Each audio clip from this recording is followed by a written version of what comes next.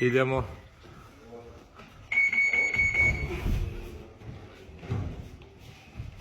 Tu si.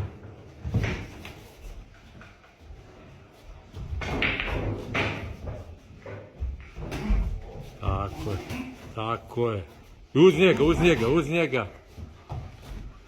Ljulja, sad, kad je to radio, pa se vratio, ti je dupli uz njega.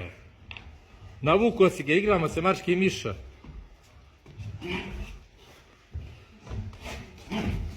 Tako je, mirnoća, bravo. To ne valja. Tako je, bravo, to je dobro. Uz njega dupli diku, spusti se uz njega, ajde uz njega, tako je, moraš se baciti taj drugi isto. Ne nazad, uz njega moraš to. Tako je. Pokrij se. Ljuljaš, pokriješ se. Tako je, tu si sad, nikud dalje. Tu si, stani sa Hele, ne žuri, smiri. Tako je, smiri se. Tu si. Tako je, bravo. Bravo zato taj Sonja, to smo vežbali. Bravo.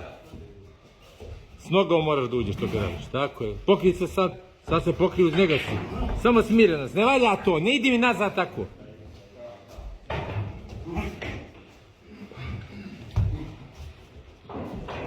Tako, mir.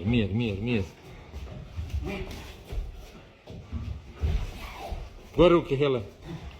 Ne glava, gore skupi. Tako je. Ajde, smirnoćom ga sad u pobedi. Smirnoćom uz njega, tako je, smirnoćom, tako je, tu si, tako je.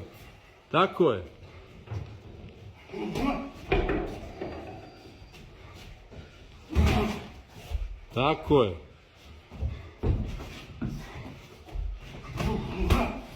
Bravo, tako je. Uz njega, sad lagano zadupljujemo, uz njega pa još upper kategoriju, tako. Ne valja taj, mora završiti drugi.